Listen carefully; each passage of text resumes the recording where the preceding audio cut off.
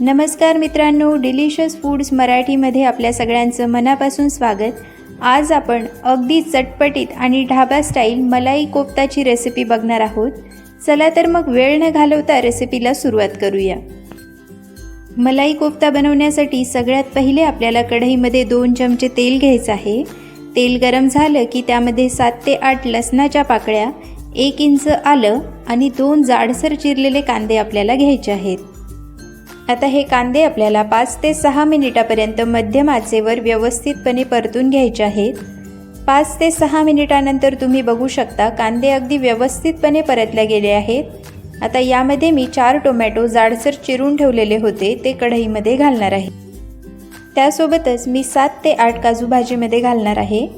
आता हे सर्व साहित्य आपल्याला 3 ते 4 मिनिटापर्यंत मध्यम आचेवर व्यवस्थितपणे परतून घ्यायचं आहे। 3 ते 4 मिनिटानंतर यामध्ये आपल्याला पाव कप पाणी घालायचं आहे आणि झाकण लावून हे टोमॅटो आपल्याला 5 ते 7 मिनिटापर्यंत मध्यम आचेवर शिजू द्यायचे आहे। 5 ते 7 मिनिटानंतर तुम्ही बघू शकता टोमॅटो अगदी व्यवस्थितपणे शिजल्या गेलेले आहेत आणि नरम देखील झालेले आहेत। आता याला आपण थंड करून घेणार आहोत। त्यानंतर याला मिक्सरच्या भांड्यात घेऊन याची व्यवस्थितपणे पेस्ट करून घ्यायची आहे। ही पेस्ट आपण थोडा वेळ साईडला ठेवणार आहोत। आता एका प्लेटमध्ये आपल्याला 2 उकडलेले बटाटे कुस्करून घ्यायचे आहेत। त्यासोबतच 100 ग्रॅम पनीर आपल्याला कुस्करून घ्यायचं आहे। आता यामध्ये आपल्याला थोडीशी बारीक चिरलेली कोथिंबीर आणि 1 चमचा मीठ घालून हे पनीर आणि बटाट्याचं मिश्रण व्यवस्थितपणे एकजीव करून घ्यायचं आहे। यातील सगळ्या गुठळ्या आपल्याला मोडून घ्यायच्या आहेत। पनीर आणि बटाट्याचं मिश्रण व्यवस्थितपणे एकजीव झालेलं आहे। आता यामध्ये आपण 3 ते 4 चमचे कॉर्नफ्लोअर घालणार आहोत। हे कॉर्नफ्लोअर देखील आपल्याला व्यवस्थितपणे एकजीव करून घ्यायचं आहे। कॉर्नफ्लोअर देखील व्यवस्थितपणे मिक्स झालेला आहे। आता याचे आपल्याला छोटे छोटे बॉल्स बनवून घ्यायचे आहेत। तुम्ही बघू शकता अशा प्रकारे मी सर्व बॉल्स तयार करून घेतलेले आहेत। आता एका प्लेटमध्ये आपण थोडंसं कॉर्नफ्लोअर घेणार आहोत आणि त्यामध्ये हा बॉल आपल्याला कोट करून घ्यायचा आहे। एका कढईमध्ये आपल्याला तेल व्यवस्थितपणे गरम करून घ्यायचं आहे आणि व्यवस्थितपणे गरम झालेल्या तेलातच आपल्याला हे बॉल्स सोडायचे आहेत।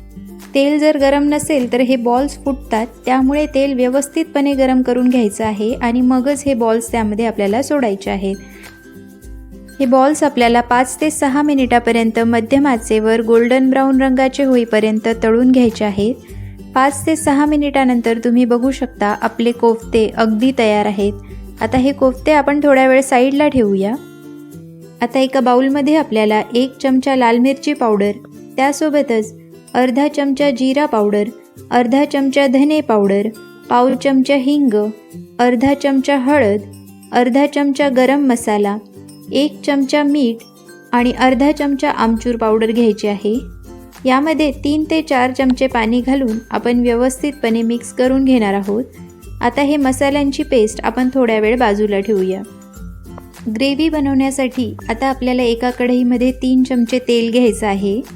तेल गरम झालं की त्यामध्ये अर्धा चमचा मोहरी आणि अर्धा चमचा जिरे आपल्याला घालायचे आहेत। जिरे मोहरी तडतडली की यामध्ये आपण जी टोमॅटो आणि कांद्याची पेस्ट करून ठेवलेली होती ती कढईमध्ये घालणार आहोत। आता ही टोमॅटो कांद्याची पेस्ट आपल्याला 4 ते 5 मिनिटापर्यंत परतून घ्यायची आहे आणि त्यानंतर झाकण लावून 8 ते 10 मिनिटापर्यंत ही पेस्ट आपल्याला शिजवून घ्यायची आहे। तुम्ही बघू शकता ग्रेव्हीतून तेल सुटायला लागलेलं आहे। आता या स्टेजला आपण जी मसाल्यांची पेस्ट करून ठेवलेली होती ती कढईमध्ये घालायची आहे आणि 4 ते 5 मिनिटापर्यंत ही पेस्ट देखील आपल्याला व्यवस्थितपणे शिजवून घ्यायची आहे। 4 ते 5 मिनिटानंतर तुम्ही बघू शकता आपली झक्कास अशी ग्रेव्ही तयार झालेली आहे। आता यामध्ये आपल्याला अर्धा कप पाणी घालायचं आहे। हे पाणी आपल्याला व्यवस्थित ग्रेव्हीमध्ये मिक्स करून घ्यायचं आहे आणि झाकण लावून ही ग्रेव्ही आपण अजून 2 ते 3 मिनिटापर्यंत शिजवून घेणार आहोत। 3 मिनिटानंतर यामध्ये मी 4 ते 5 चमचे फ्रेश क्रीम घालणार आहे। तुमच्याकडे फ्रेश क्रीम नसेल तर तुम्ही साय देखील घालू शकता। त्यासोबतच बारीक चिरलेली कोथिंबीर आणि 1 चमचा कसुरी मेथी मी यामध्ये घालणार आहे। आता हे सर्व आपल्याला व्यवस्थितपणे ग्रेव्हीमध्ये मिक्स करून घ्यायचं आहे। तुम्ही बघू शकता आपली मलाई कोफ्ताची ग्रेव्ही अगदी तयार आहे। आता ही ग्रेव्ही आपल्याला कोफ्तासोबत अशा प्रकारे सर्व करून घ्यायची आहे। तुम्ही बघू शकता ढाबा स्टाईल चटपटीत मलाई कोफ्ता अगदी तयार आहे। हे मलाई कोफ्ता तुम्ही पुरी, पराठा, नान यासोबत एन्जॉय करू शकता. घरातील लहानापासून मोठ्यांपर्यंत सगळेजण अगदी आवडीने खातील अशी ही मलाई कोफ्ताची रेसिपी तुम्ही देखील घरी नक्की बनवून बघा. व्हिडिओ आवडल्यास व्हिडिओला लाईक आणि चॅनलला सबस्क्राईब करायला अजिबात विसरू नका. पुन्हा भेटूया अशाच एका रेसिपीसोबत. तोपर्यंत मस्त खा आणि हॅपी रहा.